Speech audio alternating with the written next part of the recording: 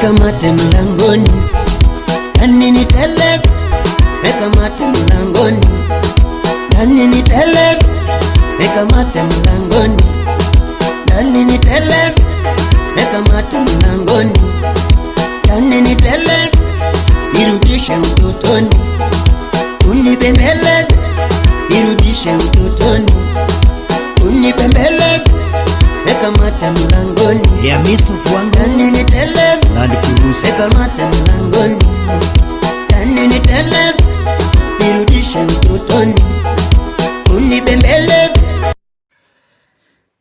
Alright. Tarehe ngapi bwana? Siku zinasonga, Christmas ishafika, mwaka umeisha. Mambo yanakwenda haraka sana. Tuanzie kule Uganda. Papa Museveni, shida yako nini na Kenya bwana? Shida ni gani? The political organization in Africa is so irrational. Some of the countries have no access to the sea. For economic purposes, but also for defense purposes, you are stuck. How do I export my products? That's why we have got endless discussion with Kenya, then this one stops, then another one comes, then the railway, the pipeline, the what, we discuss. But that ocean belongs to me. Because where is my ocean? I am entitled to that ocean. In future we are going to have wars. Kwani ni Kenya peke yake ambayo imekuzuia wewe kuingia Indian Ocean? And who told you kwamba uwe kwa landlocked country? Kuna baadhi ya wanasiasa wamesema kwamba na viongozi wamesema kwamba if at all you want a direct access to the sea or to the Indian Ocean, basi Uganda ichanganyike na Kenya. Ikuwe ni Kenya moja sasa. Uganda ikuwe mojawapo ya counties za Kenya. Lakini Museveni amewasha mataa. Sema kwamba anabashiri vita huenda zikatokea pale baadaye. Lakini baadaye imekuja akajitokeza akasema kwamba it was just a figurative speech. Akajitetea akasema kwamba hakuwa amepanga hivyo bwana. Tuachane na ile Yoweri Museveni, tuingie hapa Kenya. Wanakuambia Kasipul, if you are not ready for an interview, usiende bwana. Sasa wewe unaenda ukipigwa swali unatoroka. Shida. Kuna Wakenya ambao wanafanya kazi Tanzania ambao wanatafutia watoto wao chakula. Tabia zenu nyinyi watoto wadogo kama nyinyi Manucho, wenye kazi yenu ni kutupa kwenye mitandao vitu ambazo hazifai, zinaharibia. Mnakosea, mtafanya Wakenya ambao wanafanya kazi nje wanatafutia watoto wao, wanatafutia vitu wa jamii zao kwa tabia zenu za kipumbavu zenye zinafanyika kwenye mitandao za kijamii na uandishi. Sijali banangu. Sijali kwa sababu wewe unakuja kuniuliza swali gani hapa ya kitoto ya kijinga ya kuniambia kwamba mimi sipenda usipenda. Wewe ni brand share. Unakosea Manucho. Asikia. Unapata pointi? Ngoja tulia kwanza, acha nimpashe mdogo. Acha nimpashe mdogo. Tulia share. Tulia bro. Unajua ni brand unaichoma. Tulia bro. Brand ya nani sasa nimechoma? Yako au yangu? Kasipul unachoma brand kubwa mwanangu. Wakenya hawapendi ukweli. Wakenya hawapendi ukweli. Siasa za Kenya zimechacha kweli. Papa Ruto baada ya kutoka magharibi mwa Kenya, sasa hivi amejaa ukambani bwana. Yaani hana hata Ruto anajiamini bwana. Sema kwamba kwa ile bedroom ya Kalonzo Musyoka aliyekuwa vice president, sasa hivi pia ni kiongozi wa upinzani, naitwa National United Opposition, amekwenda kule ukambani, amekuwa kule Kitui, amekuwa kule Makueni County, amekuwa kule. Papa William, ni kipi ambacho unatafuta ukambani? Akili yao yote inaanza kwa ukabila, inapitia kwa chuki na matusi, inaishia hapo kwa kiburi na kupingana. Ati sasa wale jamaa wanapinga affordable housing, wanapinga markets, wanapinga hostels, wanapinga SHA, wanapinga funding model, wanapinga kila kitu. Sasa mimi nataka nikuulize, wewe kazi yako ni upinga na sio ati huko na mpango tofauti. Nasema kule lazima ufike tu. Manake mambo yamechacha. Alafu unajua unapofika ukambani, sijui watu wa upinzani wanasema namna gani. Kalonzo, Rigathi Gachagua, akina Eugene Wamalwa, Natembeya. William ameingia kwenu bwana. Mnasemaje? Mna yapi ya kusema? Manake kule ambako mlikuwa mnasema kwamba sasa kura ni zenu. Aswa zaidi Papa Rigathi Gachagua. Ruto ameingia kwenu, mnasemaje? Mna yapi ya kusema? Naona huyu Kasongo jana akilia akisema ya kwamba ati kuna wanaume 5 wanakutana ati kugawa serikali. Huyu Kasongo hana habari, amechanganyikiwa. Unajua tangu alienda pale Kisumu pale Bondo kulia machozi ya uongo akisema atanalia mambo ya Raila. Kalonzo akaenda pale, Mama Aida na wote familia wakasema wanatabua Kalonzo. Huyu Kasongo amechanganyikiwa. Maana ukiangalia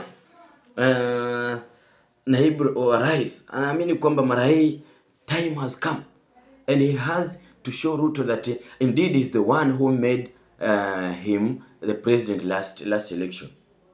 Hataweza. Maana angalia Ukambani bwana, watu wanapiga kelele, watu wanashangilia.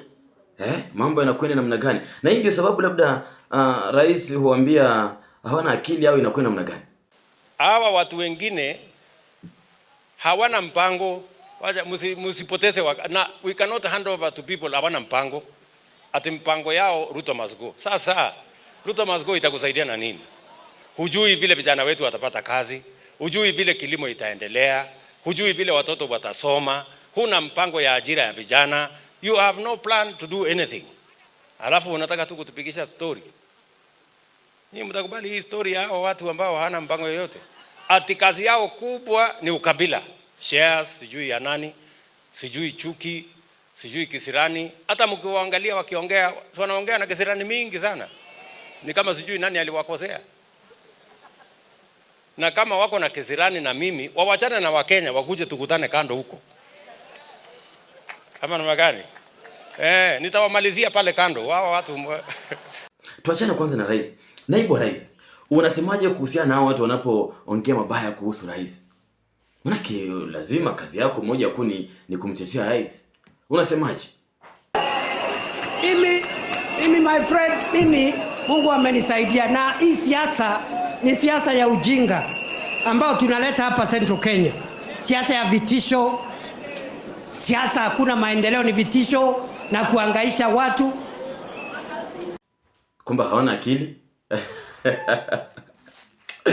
Labda hii ndio sababu ambayo huwa inafanya Papa William anasema kwamba watu wa upinzani hawana akili na hata wamalizia asubuhi na mapema. Papa William, hebu kumbusha watu ni kipi ambacho nawapangia bwana.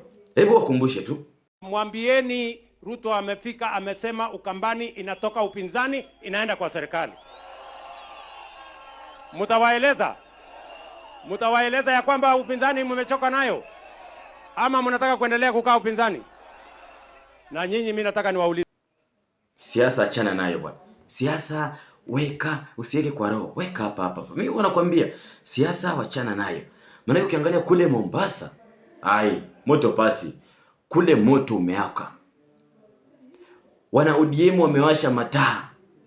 Tadhani kwamba ni mzinga wa nyuki ambao umerushwa jiwe mle ndani. Sasa nyuki wametoka. Nyuki kila pembe, kila kona. Na unazungumza na sauti moja.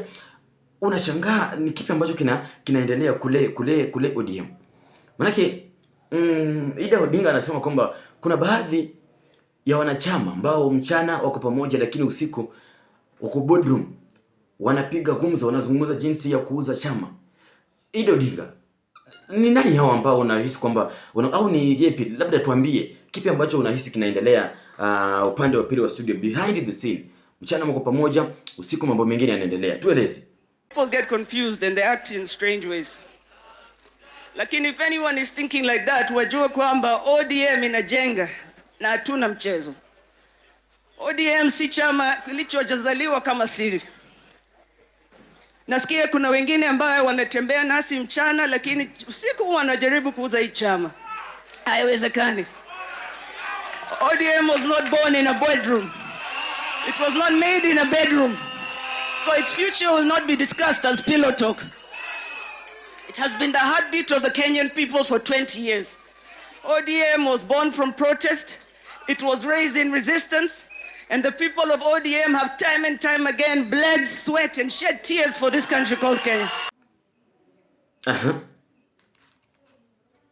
Au unaongelea the likes of John Mbadi, Papa Oparanya, Opiyo Wandayi, Ali Hassan Joho ambao baba aliwachukua akaweka kwa serikali under the broad based organization arrangement kwamba waende wasaidie serikali.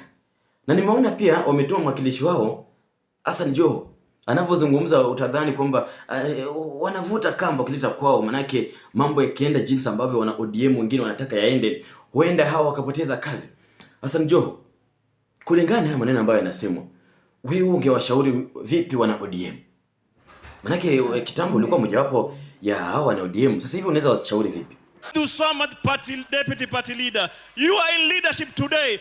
Ongezeni chama iende mbele, msitishwe na kila mtu ongee kwa chama hapa. Not everybody should be a spokesman. Tuko na viongozi ama hatuna viongozi? Tuko nao.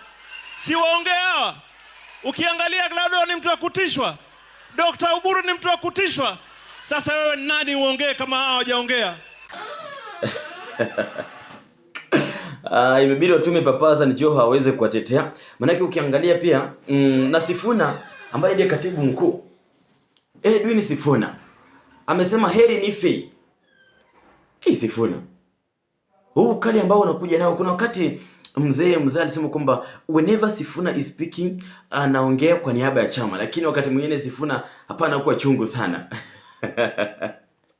Sasa mzee ameenda, Sifuna unasema kwamba huu kali hautaacha. Umetuambia kwamba sasa hivi kila mtu anazungumza yale ambayo aliambiwa na baba wakiwa peke yake. Wakiwa peke yao, Sifuna, kila mtu anasema anajitetea namna gani? Wengi wanasema mambo ambayo waliambiwa na baba wakiwa peke yao. Kila mtu anasema hiyo, na najua hatuwezi kusikizana ni nini baba alituambia tukiwa peke yetu, na situfuate ile alisema tukiwa wote basi. Situfuate ile alisema tukiwa wote basi. Sasa si wewe utusaidie, baba alisema nini mkiwa pamoja? Tuambie baba alisema nini?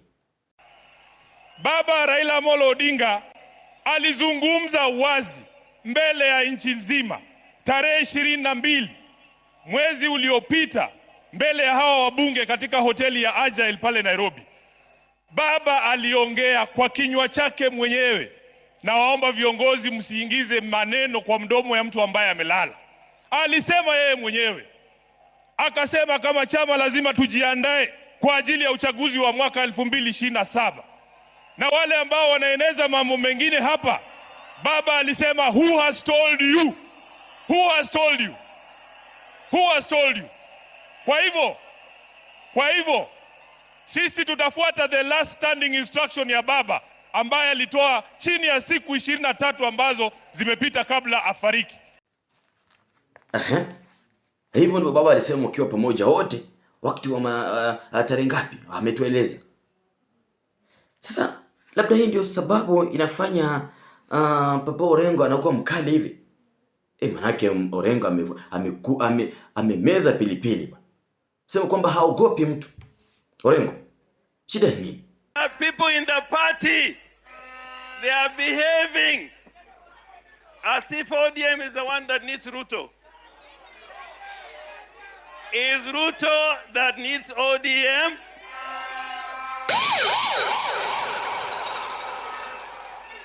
Kwa sababu ameshindwa. I'm not afraid to say. I'm not afraid to say. I have nothing to fear but fear.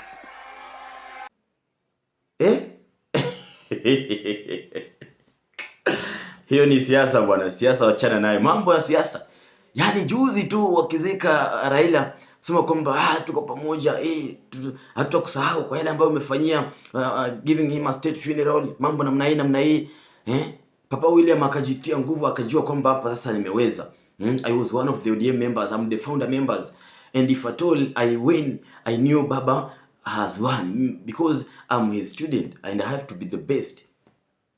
Sasa alisema kwamba nikishinda Raila ameshinda, maana yake nilikuwa mwanafunzi wake. Sasa hivi mambo yamegeuka. William, what do you think you should do? Maana yake ODM amekutoka, pinzani hao wanadunga mishale kila kona. Unahisi kwamba mambo yatakwenda sawa upande wako? Tukutane tena juma lijalo kwa masuala ya siasa. Alafu pia usahau bwana kushare, piga like, alafu subscribe mzee. Just press that subscription button. It does not cost you. Tuweze kuona mambo yanakwenda namna gani. Tukutane. Sauti ya Simba, Beki Moneymaker, TikTok Beki Moneymaker, Facebook Beki Moneymaker, YouTube Beki Moneymaker.